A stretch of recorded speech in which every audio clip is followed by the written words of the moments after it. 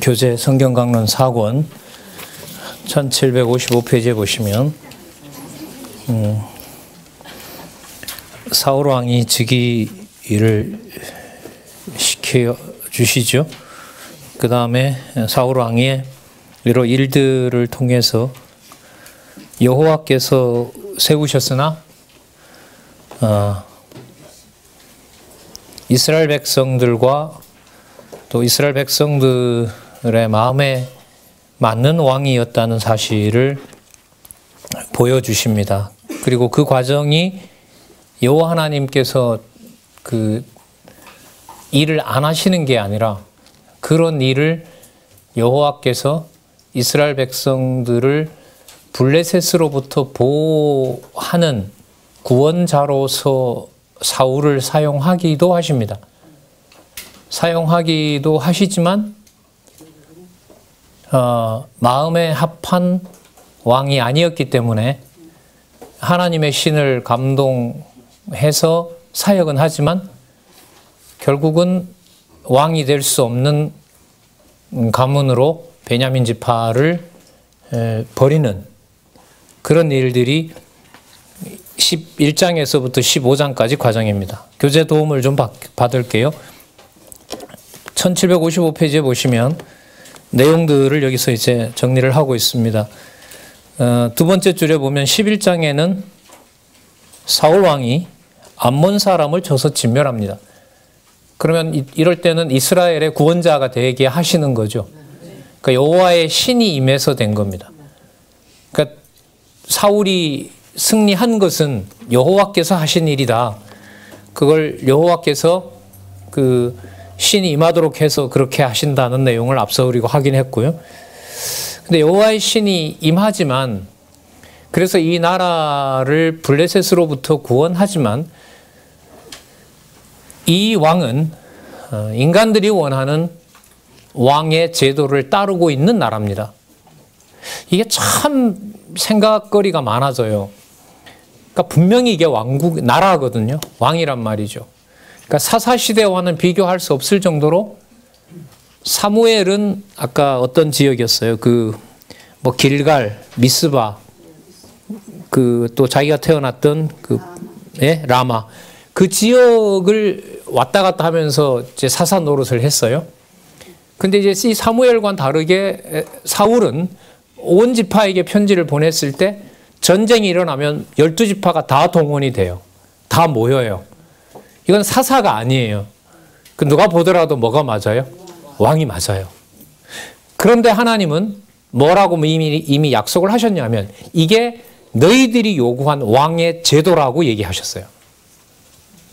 그러니까 누가 보더라도 왕을 통해서 이루어진 국가인데 여호와께서 보실 때는 그 국가가 누구의 요구에 따른 누구의 왕인 거예요? 인간의 요구에 따른 인간의 왕인 겁니다. 여러분 그러면 다윗이 왕 됐을 때는 이 세워주신 왕의 제도가 완전히 다 바뀌느냐? 아니에요. 그런 나라 시스템으로 가요. 간단 말이에요. 그 나라가 무슨 뒤집어지고 다른 형태로 되는 게 아니에요. 예를 들면 사울이 있었고 뒤에 보면 나옵니다. 사울의 군대 장관도 사촌이 맡고 있고요. 나중에 여러분들 다윗의 군대 장관이 요압인가 아시죠? 요압이 다윗의 사촌입니다. 집안이란 말이에요. 아브넬이라고 하는 사울의 군대 장관도 사울의 사촌이에요. 숙구의 아들이란 말이에요.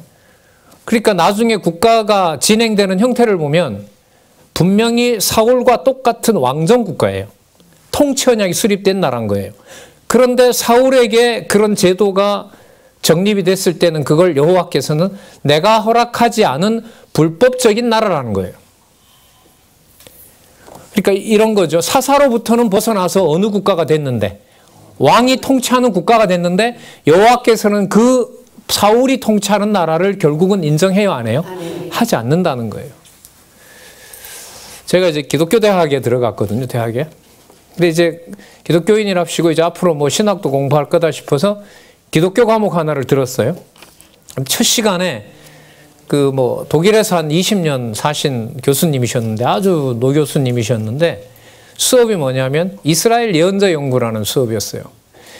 이분이 들어오자마자 첫 시간이 사무엘상을 거론하시면서 아주 오래됐죠, 여러분. 그러니까 35년 전 일인데요. 아직도 생생한데 도대체 사울과 다윗으로 이어지는 이 나라의 정통성을 여호와라는 신을 통해서 찾을 수 없다는 거예요. 막 이분이 이제 화를 내시는 거예요, 수업 첫 시간이. 그러니까 이게 얼핏 보면 뭐 하는 거예요? 국가를 줬는데도, 그러니까 여호와께서 허락해서 국가를 세워주셨잖아요. 근데 그 국가의 왕과 많은 백성들을 허락을 해요, 안 해요? 안 해요. 안 하시면 여호와의 신을 사울에게 감동시키면 돼요, 안 돼요? 하지 마시면 돼요. 다 악신을 부려서 하면 된단 말이죠. 악신을 부릴 능력이 있는데. 그런데 왜 사울과 백성들이 완벽하게 속도록 뭐가 임해서? 여호와의 신이 임해서 통치가 이루어지냐는 거죠. 여기서 이분이 뭐 그 후에 돌아가셨는데 이분이 절망을 하는 거예요. 그 책을 내셨어요, 이분이. 이런 신을 도저히 어떻게 받아들일 수가 없다는 거예요, 이분이. 자, 여호와의 아까 주권성이라고 말씀드렸죠. 여러분 나중에 제가 이 말씀 드리는 게 지금 읽으려는 본문에 뭐가 나오냐 하면 15장에 가면 여호와께서 사울을 왕으로 세웠던 것을 후회하셨더라. 그거 설명하려고 지금 말씀을 드리는 거예요. 우리 지난번에 사사기서에서 입다를 통해서 입다가 딸을 서원으로 들여서 드리게 했죠. 그 앞에 보면 여호와께서 뭐라 그러셨어요? 후회하셨더라고 얘기하셨죠. 그게 여호와께서 반드시 뭐 하신다? 서원하신 것을 여호와께서 뭐 하신다? 이루어 가신다. 그래 땅 언약을 여호와께서 여호와의 방법대로 이루어 가시는 것을 입다 사건을 통해서 삼손 사건으로 마무리하신 거예요. 삼손을 우리 기준으로 말하면 블레셋을 다 기둥을 집을 다 무너뜨려서 살리고 아니 다 죽이고 누구를 살려서 누구만 살려서 삼손만 살려서 삼손이 뭘 삼으면 돼요? 왕으로 삼으면 좀 좋아요. 그게 우리 생각인 거예요. 우리가 생각하는 상식인 거죠. 그걸 뛰어넘는 거예요. 그래서 통치언약 성취 섭리에서 제가 볼 때는 이 룻기에 나타난 다윗의 출생도 그렇고요. 출생보다 출생 다음에 나오는 사무엘상 1장에서부터 15장까지 다윗 왕국을 누가 준비하신다? 여호와께서. 그러니까 왕국을 다 세워놓고도 그 왕국을 뭐 한 거예요? 허락을 하지 않는 것이 다윗 왕국을 준비하시는 거예요. 좀 내용으로 대비를 시키면 누구 왕국이 아닌 누구 왕국? 그렇죠. 그리고 그 버리는 과정이 이제 여러분 다윗 왕국의 건립 과정에 제일 처음에 뭐가 나오냐면 다윗의 1차 시련 이렇게 나와요. 자, 그렇게 연결이 됩니다. 그러면 자 11장으로 가셔서 한번 볼게요. 암몬이 쳐들어와요. 쳐들어왔는데 사울이 암몬 사람 나하스의 모욕적인 말을 듣습니다. 그래서 처음부터 여러분 사울이 왕이 된 게 아니고요. 사울이 고향으로 돌아가서 이제 그 소를 몰고 밭을 갈고 있었어요. 근데 보고가 들어오는 거예요. 암몬 사람 나하스가 쳐들어와서 우리를 지금 모욕하고 있다. 응? 여호와를 모욕하고 있고 우리를 모욕하고 있다. 자, 그랬더니 그 장로들이 모여서 온 지경에 사자를 보내라. 우리를 구원할 자가 없으면 그러니까 이 나하스가 와서 모욕적인 말을 하면서 뭐라고 하냐면 항복해라. 그럼 살려주겠다. 그러니까 장로들이 시간을 좀 달라. 이럴 때 그냥 사울은 지금 밭에서 일하고 있고요. 다 보냈어요. 그러면서 우리나라에 자원하는 구원자가 없으면 우리가 너희들에게 항복하겠다. 근데 그 편지, 그 소식을 누가 듣냐 하면 사울이 들은 거죠. 자, 6절에 보세요. 사울이 이 말을 들을 때에 참 재밌어요. 자, 누구의 신에게 크게 감동되매? 하나님의 신에게 크게 감동되매 그 노가 크게 일어나서 한결이 소를 취하여 각을 뜨고 사자의 손으로 그것을 이스라엘 모든 지경에 두루 보냈어요. 여러분 갈기갈기 찢은 그 소고기 덩어리를 갖다가 보내버렸어요. 화가 난 거죠. 자, 그러면서 하는 말이 여호와의 두려움이 백성에게 임함에 그들이 한 사람같이 나온지. 그러니까 누구든 나오지 않으면 소가 이렇게 찢어진 것처럼 다 찢어 죽이겠다. 이렇게 한 거예요. 왕이 맞죠? 왕 노릇하고 있잖아요, 지금. 전쟁이 일어날 상황이니까. 다 나왔어요, 그러니까. 왕인 걸 인정하도록 하는 거죠. 8절에 보면 사울이 배색에서 그들을 계수하니 이스라엘 자손이 뭐래요? 얼마라 그래요? 30만이죠. 유다 사람이 몇이에요? 10분의 1밖에 안 되는 인원이에요. 여러분 나중에 이게 15장 4절에 가면 이게 또 나와요. 15장은 무슨 내용이에요? 다윗 왕국의 준비가 끝나는 장. 아셨어요? 그 15장에 가면 그건 숫자가 조금 달라요. 거기는 뭐 20만이었는데 유다가 뭐 20만이었던가 그 뭐 중요한 건 아니지만요. 유다 지파와 사울의 지배를 받는 국가는 어느 세력이 더 크다? 표면적으로 보면 사울의 지배를 받는 나라 군대가 훨씬 더 크다. 그러니까 유다 지파가 여기에 덤벼들 수 있는 구조도 아니다. 아니다. 그런데 하나님께서는 어디에서 왕을 세워 놓으신다? 유다 지파로. 그게 바로 창세기 49장 10절에 준비되어 있는 유다로부터 오는 왕입니다. 하물며 메시아에 대한 준비겠습니까? 그 메시아에 대한 준비 내용이 구약 전체도 해당되지만 다윗의 왕조를 면면히 이어가면서 다윗 왕국을 폐하고 세워주는 나라, 그 나라에 대해서 소선지서 이사야부터 말라기까지 너무너무 상세하게 나와 있습니다. 자, 보겠습니다. 야베스 사람들이 10절에 보시면 우리가 내일 너희에게 나아가리니 너희 소견에 좋을 대로 우리에게 다 행하라. 이튿날에 사울이 백성을 3대에 나누어 새벽에 적진 중에 들어가서 날이 더울 때까지 암몬 사람을 치매 남은 자가 다 흩어져서 둘도 함께 한 자가 없었다고 합니다. 완벽한 승리를 하십니다. 13절 볼게요. 이 전쟁의 교훈은 사울이 가로되 이날에는 사람을 죽이지 못하리니 여호와께서 오늘날 이스라엘 중에 구원을 베푸셨습니다. 얼마나 바로 서 있어요. 맞죠? 여호와의 신이 임해서 백성들이 보더라도 아 진짜 우리가 뭘 잘 세웠다. 예, 여호와께서 이거는 강조를 못하고요. 봐라 진짜 여호와 우리가 진짜 왕을 잘 구했고 잘 받았다. 이렇게 되겠죠. 여기서 여러분 이 내용은 뭐냐면 아까 어떤 부류는 사울이 왕 되는 걸 반대했죠. 그러니까 전쟁이 이기고 나니까 누구 이미 확증이 됐어요? 사울이 전쟁에서 이기는 왕인 것을 확인했잖아요. 그럼 왕을 부정했던 자를 끌어내서 다 죽이자 이러는 거예요.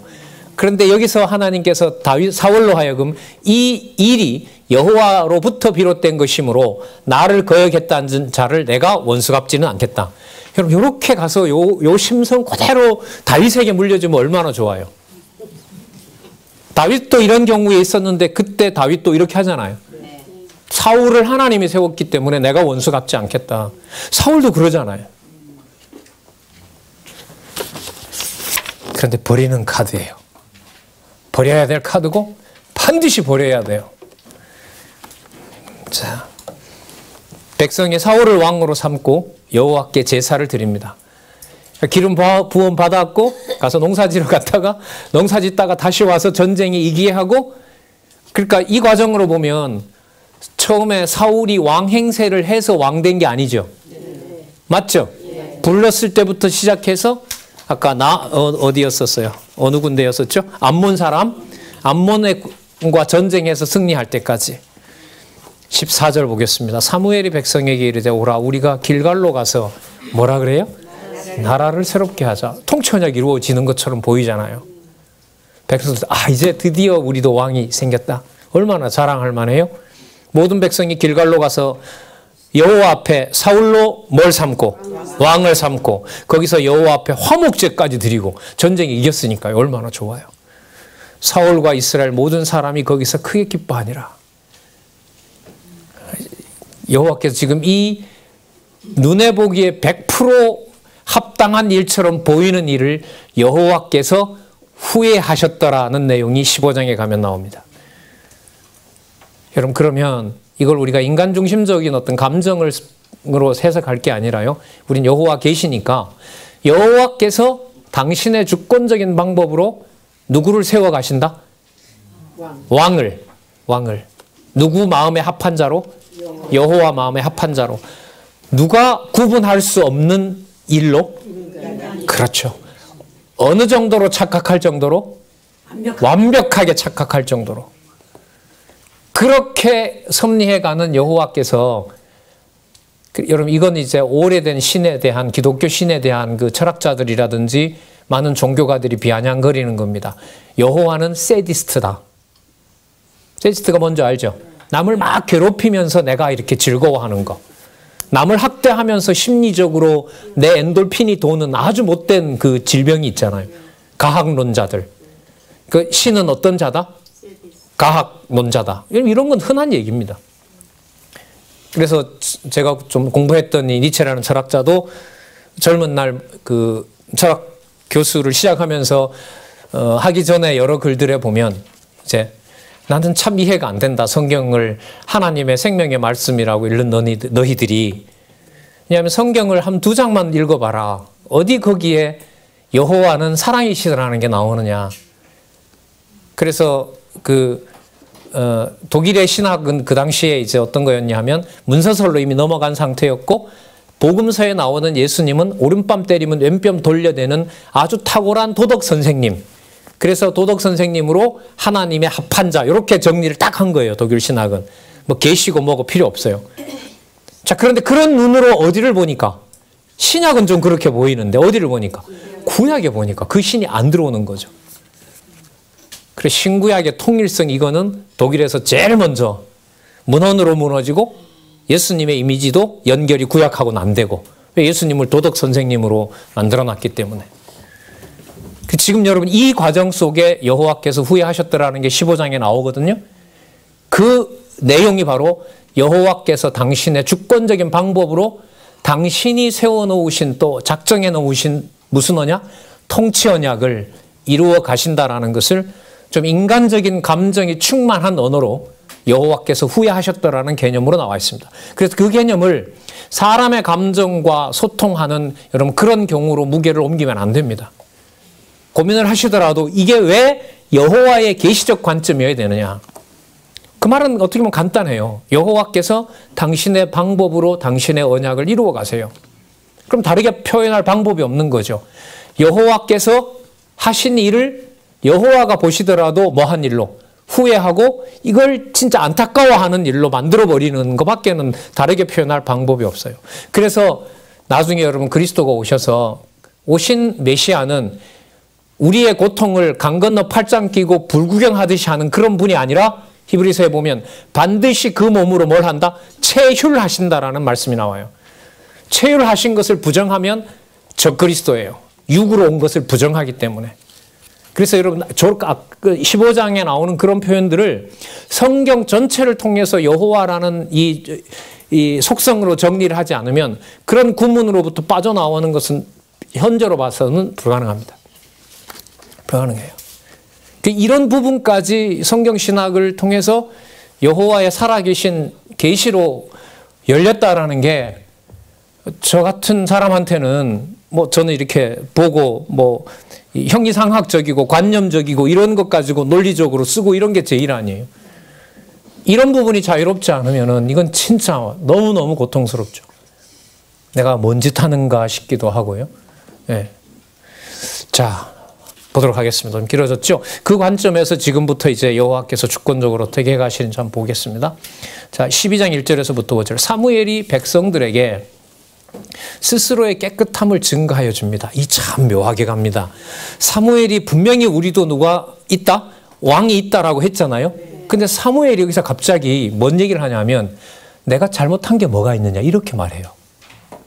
그러니까 왕을 같이 박수 쳐놓고 예? 사무엘이 사람들한테 12장 1절 보세요. 사무엘이 온 이스라엘 사람에게 이르다 보라 너희가 내게 한 말을 내가 다 듣고 너희 위에 왕을 세웠더니 이제 왕이 너희 앞에 출입하느니라. 보라 나는 머리가 휘었고 내 아들도 너희와 함께 있다. 그런데 저들은 불순종하고 있다. 3절 내가 여기 있나니 여호와 앞과 그 기름 부음을 받은 자 앞에서 내게 대하여 증거하라. 자, 잘 보세요. 내가 누구 소를 취하였고 나귀를 훔쳐간 적도 없고 사기친 적도 없고 압제도 하지 않았고 뇌물도 받지 않았고 자, 4절에 보면 그들이 가로되 당신이 우리를 속이지 아니하였고 압제하지 아니하였고 누구 손에 아무것도 취한 것이 없나이다.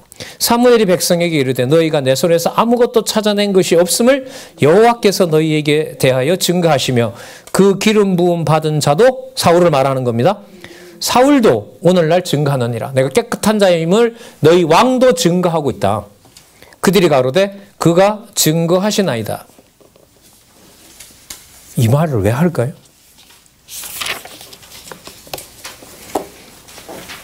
자, 그 다음 말에 답이 나와요.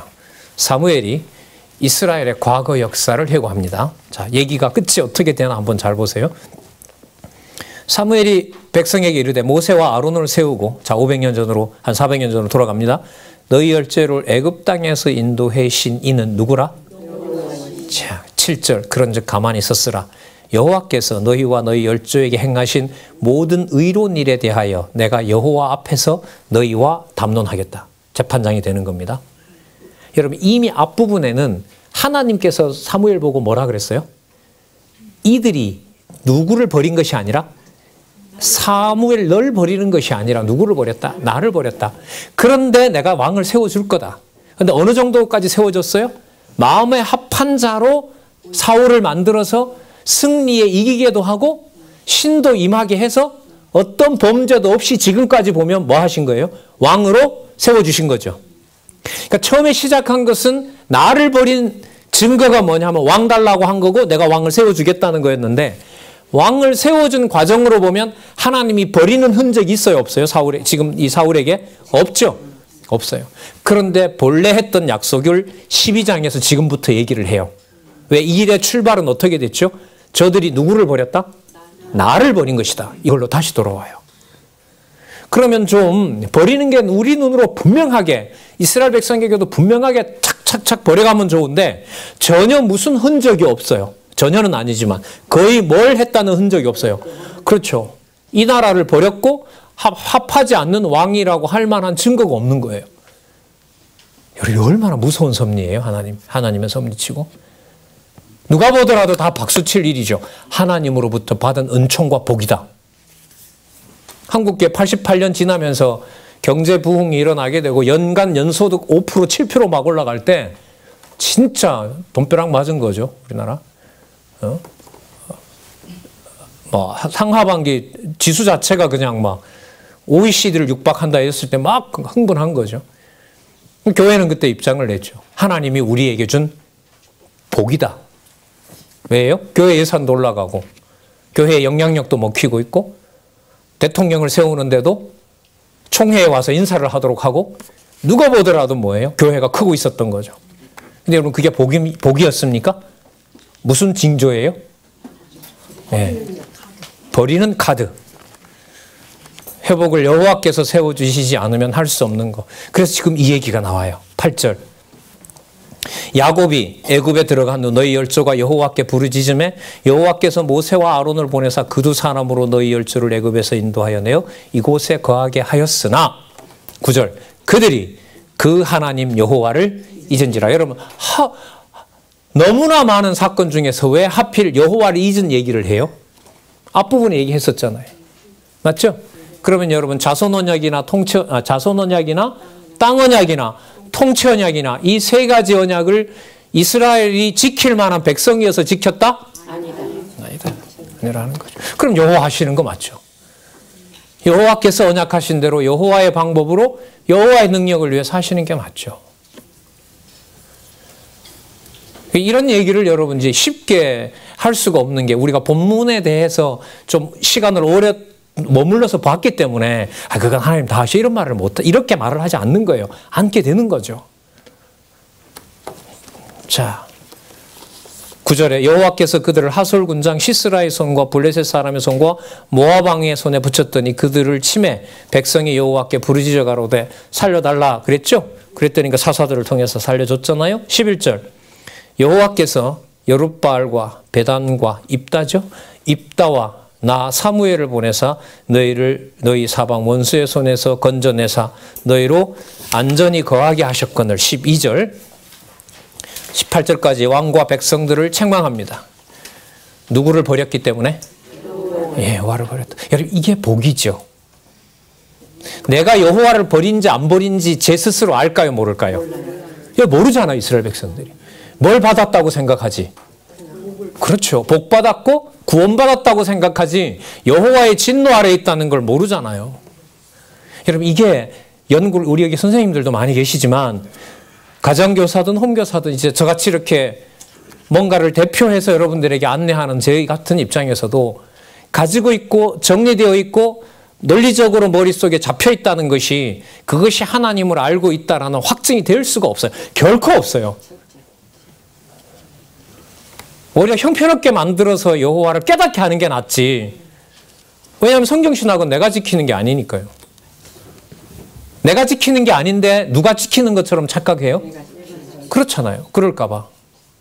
그러면 여러분 이런 경우로 보면 사울과 더불어 잘 먹고 잘 살게 하는 것이 복일까요? 아니면 막아버리고 진노 아래 여호와가 한다는 걸 알려주는 게 복일까요? 후자죠. 이게 복이에요.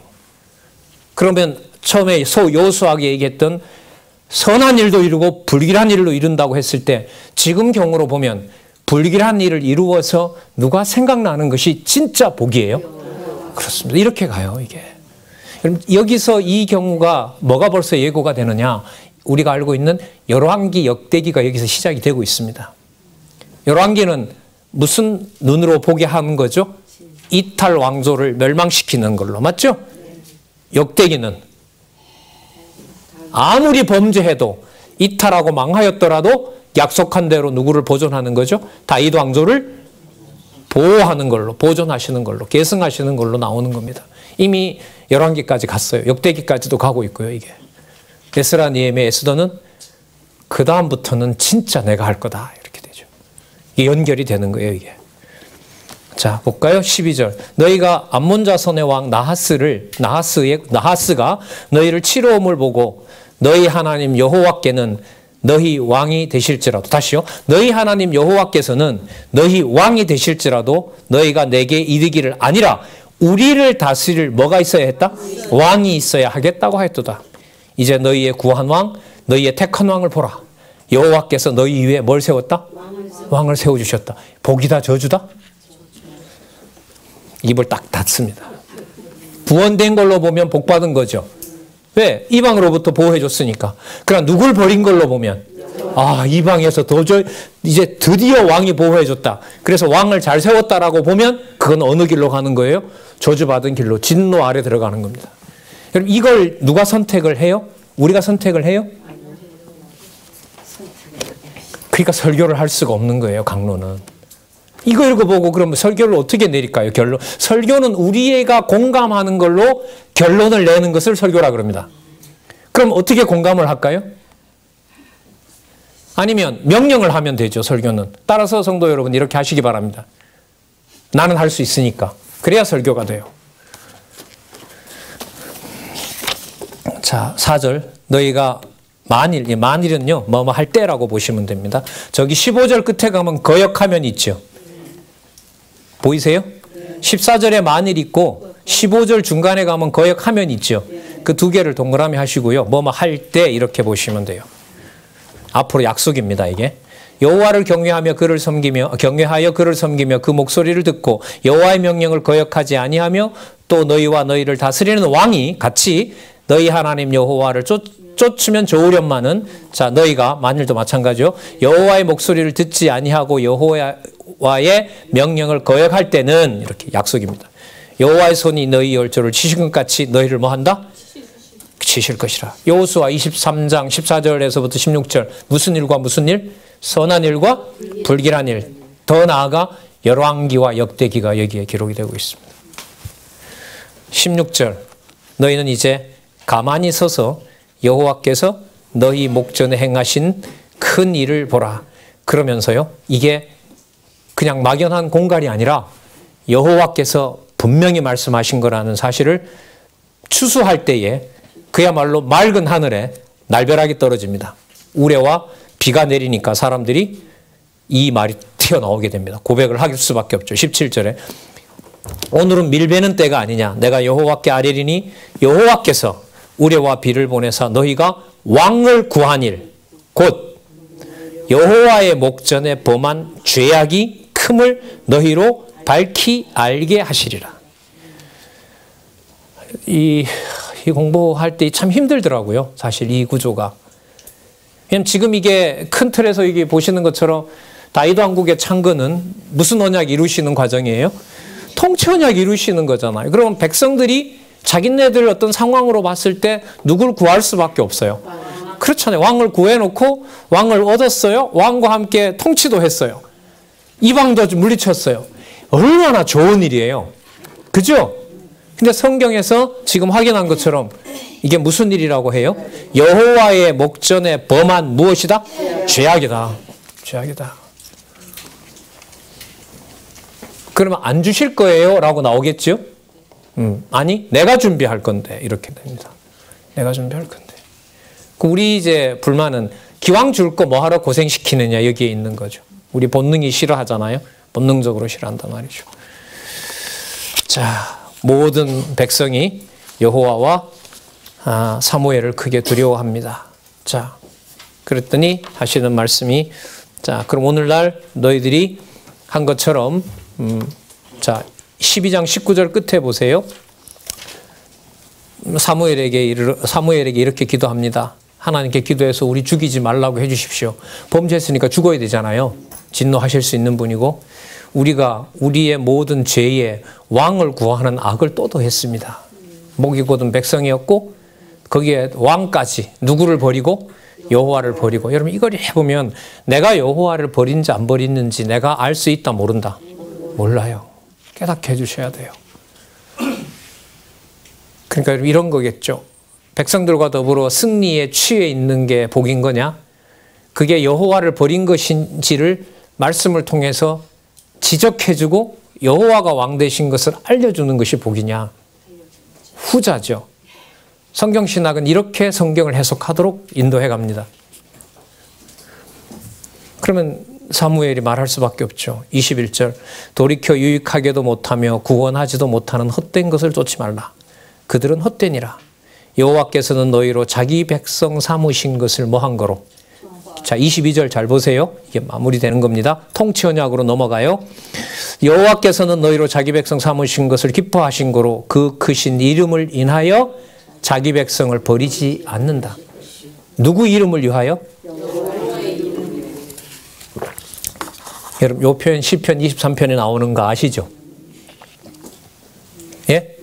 여호와는 나의 목자시니로 가서 자기 이름을 위하여 의의 길로, 이게 이제 이런 게 나중에 다윗의 입에서 터지는 거예요. 그 크신 이름을 인하여 자기 백성을 버리지 않는다. 그러나 자기 이름을 위하지 않는 경우는 뭐예요? 아무리 여호와의 신이 임한 자라도 뭐 해버려요? 버려버리는 거죠. 여러분 여기서 이제 설교로 가잖아요. 얼마나 이게 무서운 결과로 초래하는가 한번 말씀드려 볼까요? 자 보세요. 여호와의 신이 감동했는데도 뭐 하니까? 범죄하니까 여호와가 칩니다. 뭐라 반박할 건데요? 꼼짝없이 당하는 거예요. 쉽게 말하면 진짜 당하는 거죠. 자 보세요. 분명히 여호와께서 임하지 않았습니까? 자 성경 본문 덮고 그 부분만 뽑아서. 그런데 사무엘을 기다리지 못하고 자기가 자기 힘으로 제사를 드렸지 않습니까? 그래서 하나님이 사울을 뭐 했다? 그럼 뭐라 반박할 건데요? 그래서 성경의 논리적 흐름에 따라서 많은 양이 지금 사무엘까지 오면 벌써 통치언약까지 왔잖아요. 그 과정 속에 인간의 감정을 유혹하는, 인간의 상식을 건드려 놓는, 그래서 여호와 계시로 못 가는 이것을 고민도 하시고 확인도 하고. 예. 자, 이런 구절은 결정적이죠, 사실. 23절 나는 너희를 위하여 기도하기를 쉬는 죄를 여호와 앞에 결단코 범치 아니하고. 당연하죠. 22절에 보면 여호와께서 안 버리기로 했는데 근데 누구는 버려요? 이스라엘 백성은 안 버리는데 자기 손으로 이른바 기름을 부은 사울은 하나님이 뭐 하세요? 앞으로 버린다는 거예요. 그럼 우리 생각은 나라가 보존되려면 누구도 보존된다? 왕도 보존되어야겠죠. 그거는 사무엘의 생각이고 백성들 생각인 거예요. 여호와의 방법대로 이루어 가시는 일이 이제 앞으로 일어나게 됩니다. 24절 너희는 여호와께서 너희를 위하여 행하신 큰 일을 생각하여 오직 그를 경외하며 너희 마음을 다하여 진실히 섬기라. 너희가 여전히 악을 행할 때는 너희와 너희 왕이 다 멸망하리라. 열왕기. 솔로몬만 얘기한 게 아니라요. 누구부터도 사무엘 때부터도 이미 이 나라는 뭐 하기로? 망하기로. 누구를 버릴 때? 그렇죠. 여러분 여호와를 버릴 때 그대로 묵과해서 사울 밑에서 통치 받는 게 좋습니까? 사울 왕도 버리고 백성도 어렵게 하는 게 낫습니까? 후자입니다. 후자예요. 그러면 열왕기는 뭐냐 하면 버린 것을 얘기를 하는 거고요. 버린 것이 아니다는 것을 역대기에서 답을 주는 거예요. 어디까지 가서요? 이제는 아브라함부터 안 쓴다. 이제는 아담에게 얘기했던 것부터 쓴다. 역대기 1장 1절에 아담이 그래서 나오는 거예요. 그래서 여러분 섭리를 통한 언약 후반부에 가서 메시아를 너무너무 그리워하고 복음서의 그리스도가 어떻게 이루어졌는지 글로 갈 수밖에 없는 거예요. 선지서 공부하면 더 하고요.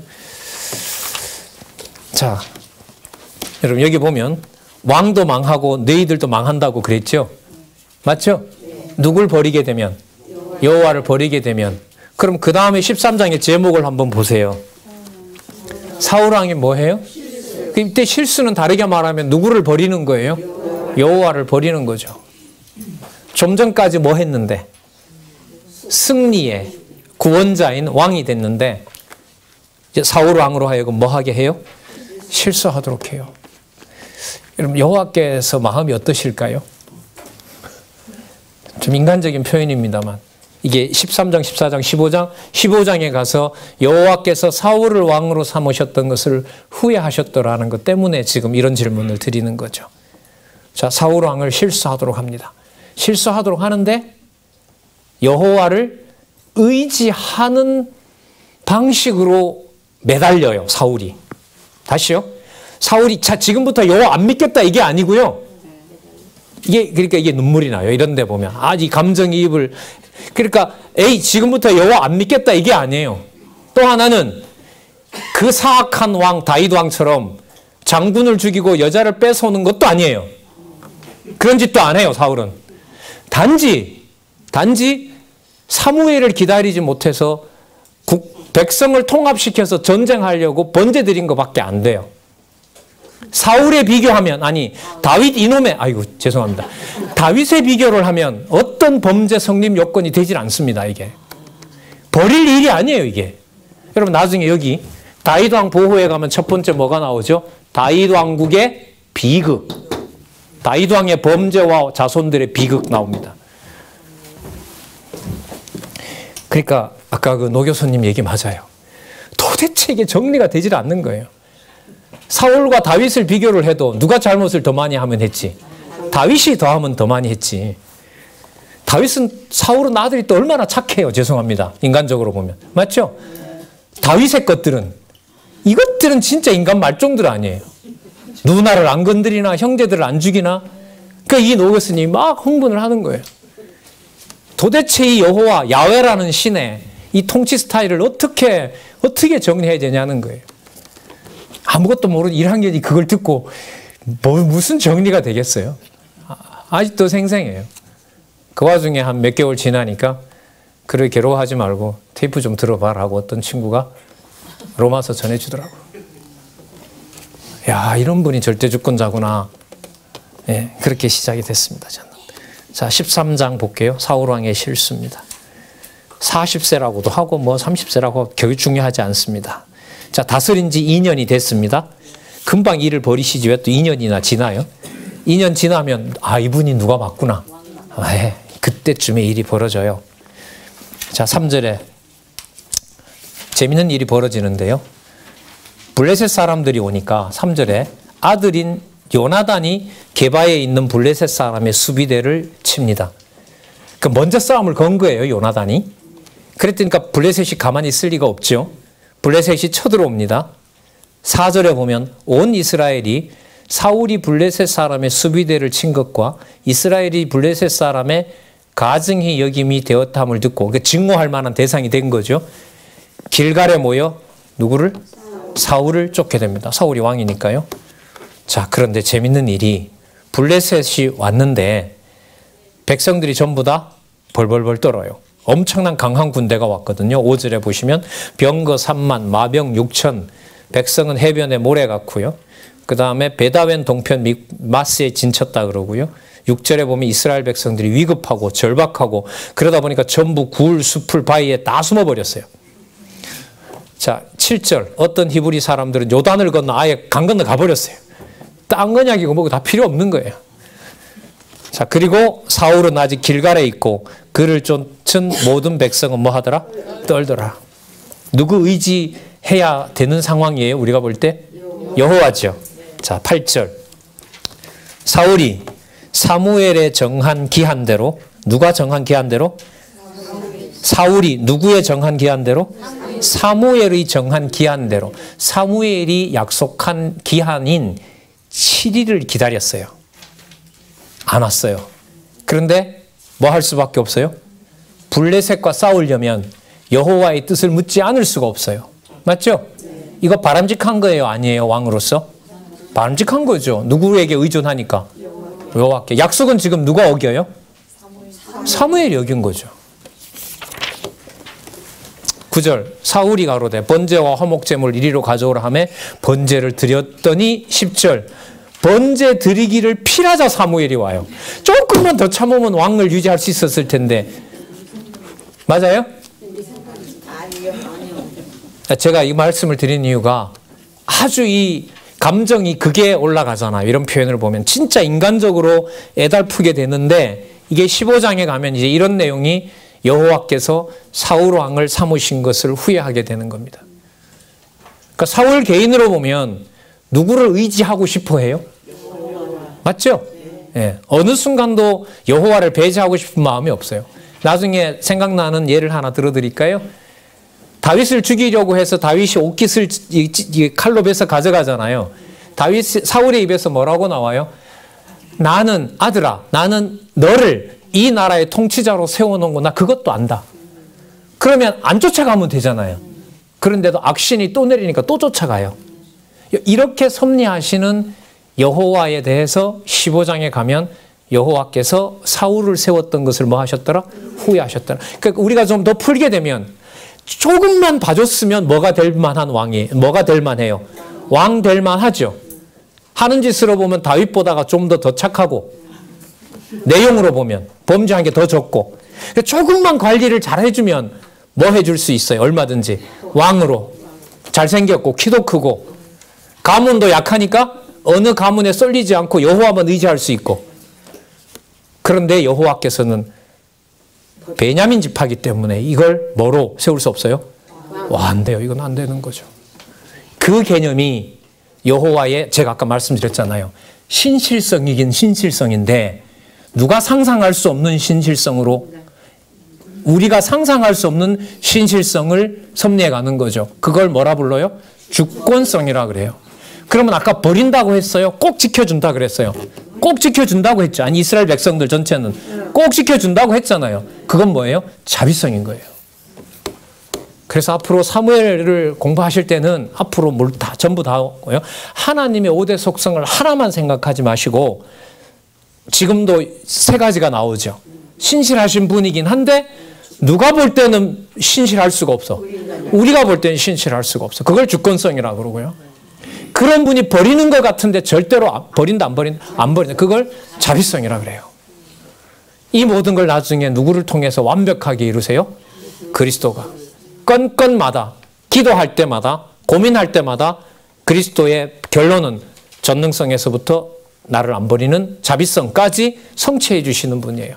성령께서 오셔서 머리 대신 그리스도가 또 뭐예요? 이 5가지 속성을 하나님의 교회와 성도들을 통해서 이 진리의 말씀으로 유지해 가고 계신단 말이죠. 그러면 진리의 말씀을 우리가 누구 중심으로 보는 것은, 여호와 중심으로 보는 것은 우리의 감정과 시각으로 된다, 안 된다? 절대 안. 오늘 이게 나와요, 이게. 자, 12절 한번 볼까요? 이에 내가 이르기를 블레셋 사람은 나를 치러 길갈래 내려오겠거늘, 지금 변명하는 거예요. 왜 내가 오기도 전에 번제를 드렸느냐? 자, 내가 여호와께 은혜를 간구치 못하였다 하고 부득이하여 번제를 드렸나이다. 여호와 찾으려고 했다나. 당신 안 왔지 않느냐?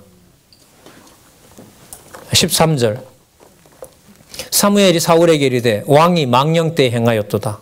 왕의 하나님 여호와께서 왕에게 명하신 명령을 지키지 아니하였도다. 자, 그리하였다면 이 번역 뭐뭐 했음에도 불구하고 이렇게 번역됩니다. 뭐뭐 했음에도 불구하고 여호와께서 이스라엘 위에 왕의 나라를 오랫동안 이렇게 세워주셨음에도 불구하고 왜 누구를 의지하지 않고? 근데 여러분 이 과정에 보면 여호와를 의지하지 못하도록 한 현상적인 원인은 누구에게 있어요? 사무엘에게 있어요. 그럼 이건 무슨 뜻일까요? 버리기로 한 거예요. 손 쓸 수가 없어요. 그럼 여러분 사무엘이 늦게 왔기 때문이다. 이거 결론 내리면 돼요? 안 돼요? 누가 늦게 보냈는데요? 그러니까 답이 안 되는 거예요, 이게. 근데 우리는요, 여러분 욥의 친구들을 예로 들게요. 욥의 친구들이 욥과 만나서 10번 동안 하는 과정에 욥에게 요구하는 건 딱 하나예요. 하나님이 하게 했다 하지 말고 우리가 공감하는 대로 네가 숨겨놓은 죄가 있다고만 한마디만 해라. 계속 10명의 친구들이 그거예요. 범죄하지 않았는데 망한다? 그럴 리가 없다. 그러니까 여러분 이런 거죠. 우리가 생각하는 이 어떤 사건의 원인은 우리가 납득하면 돼요. 우리 애 이렇게 때리는데 엄마 무조건 잘못했어 그러면 그거 듣기 싫어해요? 좋아해요? 듣기 싫어하죠. 뭘 낱낱이 고해야 돼요? 언제? 뭘? 어떻게 하고? 속으로 얼마만큼 엄마를 미워했냐까지 쏙 빼내야 돼요. 그래야 뭐 해줘요? 용서해줘요. 이게 인간이에요. 그게 인간이 지식을 탐문하는 아주 진짜 고약한 속성이에요. 그럼 여기서 여러분들 누구에게? 다윗이 아니 사무엘이 안 왔기 때문에 사울이 요것을 못 참아서 그래 되면 여러분들에게 설교로 넘어가요. 따라서 여러분들은 뭐 하시면 안 됩니다. 실수하거나 여호와를 버리시면 안 됩니다. 이러면 설교가 돼요. 99.9%가 다 성경대로 가더라도 근데 이게 잘못됐다고 지금 성경신학에 있던 사람들이 가르치잖아요. 하게 하신다는 것이 문제가 있다는 게 바로 이걸 말하는 거예요. 자, 책망을 합니다. 14절 볼까요? 지금은 왕의 나라, 이제는 이런 말이겠죠. 이제는 왕의 나라가 길지 못할 것이라 여호와께서 왕에게 명하신 바를 왕이 지키지 아니하였으므로 여호와께서 그 마음에 맞는 사람을 구하여 그 백성의 지도자를 삼으셨느니라. 완료형으로 써버렸어요. 그래서 여러분 이 내용은 여기서 끝나면 돼요. 제가 볼 때 13장쯤에서 끝나면 되는데 14장 15장은 뭐냐 하면 끝났다라고 한 다음에 얼마나 인간적으로 보면 처절하게 사울을 버리는지가 나와요. 사무엘도 손을 못 대요. 아주 민감한 부분이죠. 정리가 선명하게 되는 부분이기도 하고. 그러니까 우리는 딱 가서 여기만 탁 건들면 모든 게 다 해결될 것 같은 그 부분이 있어요. 요것만 해결되면 다 쭉쭉 풀려나갈 것이다. 아니요. 그 사고를 끝장을 내는 게 바로 여러분 14장 15장이라고 보시면 돼요. 자, 누가 준비하신다? 예? 누가 준비하신다고요? 여호와께서. 자, 그래서 복습하셔서 본문들 또 한번 확인해 주시기 바랍니다. 사울 왕의 군대는 흩어지고요. 자, 여기서요. 15절 볼까요? 사무엘이 일어나 길갈에서 떠나 베냐민 기브아로 가버렸어요. 옆에 있질 않습니다. 여러분 그러면 그 다음 전쟁에서 사울이 져야 돼요? 이겨야 돼요? 져야죠. 그래 아까 그 말이 맞죠? 자, 잘 보도록 하겠습니다. 13장 15절에서부터 18절에 보면 사울 왕의 군대는 흩어지고 블레셋 적군이 도전해 옵니다. 자, 그 다음에 19절에서부터 23절에 보면 온 땅에 철공이 없어서 이스라엘의 군대는 사울과 요나단 외에는 칼이 없어요. 뭐 곡괭이를 가지고 갔는지 괭이를 가지고 갔는지는 잘 모르겠어요. 블레셋 사람들이 전부 철공소를 하니까 철공소에서 칼을 만들어주질 않아요. 이스라엘 사람들에게는. 여러분 이건 누가 하시는 거죠? 여호와께서. 자, 22절 싸우는 날에 사울과 요나단과 함께 한 백성의 손에는 칼이나 창이 없고 오직 사울과 그 아들 요나단에게만 있느니라. 이게 무슨 전쟁이 되겠어요? 우리로 말하면 요즘 말하면 뭐죠? ICBM이 있느냐 없느냐. 모르세요? 장거리 탄도탄 미사일이 있느냐 없느냐. 원자폭탄이 있느냐 없느냐. 이게 싸움을 결정하는 건데 이건 도저히 싸움이 안 되는 거예요. 그래서 무슨 내용이 나와야 되냐 하면 사울 왕이 패배했다. 이렇게 나오면 아까 사무엘의 약속이 이루어지는 거죠. 이렇게 끝나면 참 편안해요. 아, 하나님이 썼다가 하나님이 버리는 거구나. 그런데 무슨 일이 벌어지냐 하면요. 14절에 보세요. 제목이 뭐예요? 이 지금 죄송합니다. 뭐 데리고 노는 것도 아니고. 그럼 이게 결국은 이제 저는 무슨 단서가 됐느냐. 15장에 가면 여호와께서 사울을 이렇게끔 보존해서 왕으로 만드시고자 원하지도 않았던 사울을 하나님도 뭐 할 수가 없어요. 끝내는 보호하면 돼요, 안 돼요? 안 되는 거죠. 어느 지파가 아니므로. 예, 그리고 처음서부터 너희들이 원하는 왕을 세워줬다고 하기 때문에 이런 거죠. 그래, 너희네들이 원하는 왕이 이런 거지. 그래서 잘생기고 잘하고 모든 사람의 선망이 대상이 되고 사무엘도 인정하고 여호와의 신도 임한, 그러나 여호와께서 뭐 하지 않는, 인정하지 않는 왕 한 번 줄게, 이렇게 되는 거죠. 제가 볼 때는 나중에 여러 악행을 저지르는 다윗보다가 조금 보수해서 보수공사해서 사울을 써도 괜찮은 인물로 나와요. 근데 안 돼요. 그럴 수는 없어요. 유다 지파로 가야 되거든요. 자, 사울 왕의 승리. 사울의 아들 요나단이 블레셋 부대에게로 가려 합니다. 자, 시간이 다 됐는데 14장 진짜 궁금하시죠? 14장이 궁금한 게 아니고 14장은 그야말로 승리 내용이 나와요. 15장에 가면 이 일을 통해서 승리는 하게 했는데 승리한 요나단도 아버지로부터 죽을 위협에 처하게 되고 백성들은 요나단 살려내라 그러고 사울은 하나님으로부터 버림받고 처참하게 끝장이 납니다. 베냐민 가문이. 전쟁에 이겼어요? 아버지 말을 안 들었어요. 다윗은. 아니, 요나단은. 왜? 말을 못 들었거든. 절대로 물 한 모금 먹지 말라. 전쟁 끝날 때까지는. 근데 요나단이 반박하죠.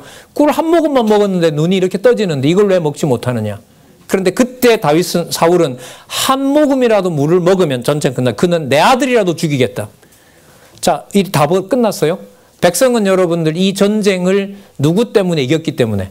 요나단 때문에 이겼는데 요나단 어떻게 죽이라고 얘기를 해요? 그럼 여러분 이게 무슨 말씀 드리려고 하냐면 백성은 백성 자기 좋은 대로 누구 살려내라. 요나단 살려내라. 요나단은 아버지한테 지금 무슨 짓이냐. 이거 먹고 싸우면 더 잘 싸울 텐데. 요나단도 자기 마음대로 하게 하고. 버려진 사울은 누구에게다 대고 서원을 했고. 여호와가 이미 버렸는데도 여호와 앞에 뭘 서원했어요? 누구든 물 한 모금이라도 먹으면 내가 죽여버리겠다. 그가 요나단이라 하더라도. 그래서 삼자의 구도 속에 백성도 버려지고 요나단도 버려지고 누구도? 사울도 버려지고 누구를 준비해요? 다윗 왕국을 준비해요. 예, 그게 여러분 15장에 나와요. 15장에 나옵니다. 그래서 다윗 왕 준비가 끝나고 다윗 왕국을 건립하고 보호해 갈 때도 지금 말씀드린 신실성과 주권성과 자비성은 함께 갑니다. 꼭 염두에 두시기 바랍니다. 그러니까 하나로 설명이 안 돼요. 쏠리게 됩니다. 주권성으로 가면 아까 어떤 철학자 말대로 무자비한 이런 신이라는 것밖에 결론이 안 나와요. 아니면 인본주의로 가면 조금만 잘하지 그러면 잘 될 텐데 이렇게 갑니다. 그것도 아니에요. 그것도 아니에요. 하나님은 결과적으로 다 감싸주시지 그것도 정확한 말이 아니에요. 신실성과 주권성과 자비성, 뭐 물론 5가지 속성 다 필요하죠. 그래서 14장, 15장을 우리 좀 남겨놓고요. 다음에 이 부분 간단하게 여러분 읽고 오시고 할 거니까 정리하면서 그러면 하나님께서 준비하신 그야말로 다윗 왕국을 어떻게 세워가시면서 하나님의 능력의 영광을 찬양하도록 하는지 우리 다음에 또 살펴보도록 할게요. 예, 수고들 하셨습니다. 기도하겠습니다. 하나님 감사합니다. 저희들이 부르는 찬송처럼 울어도 할 수 없고 하나님 죽어도 할 수 없는 하나님 무익한 종들입니다. 무능한 종들입니다. 그러나 감당할 수 없는 진리의 말씀을 받도록 해주시고 그것을 보존하고 싶은 마음도 주셨습니다. 하나님 간절히 원합니다. 주신 말씀 하나님의 선한 뜻 될 수 있도록 늘 상고하고 깊이 생각하며 하나님 여호와 살아계신 것을 매사에 모든 판단의 기준이 될 수 있도록 우리를 지켜주시고 인도해 주시옵소서. 예수님의 이름으로 기도드렸습니다. 아멘.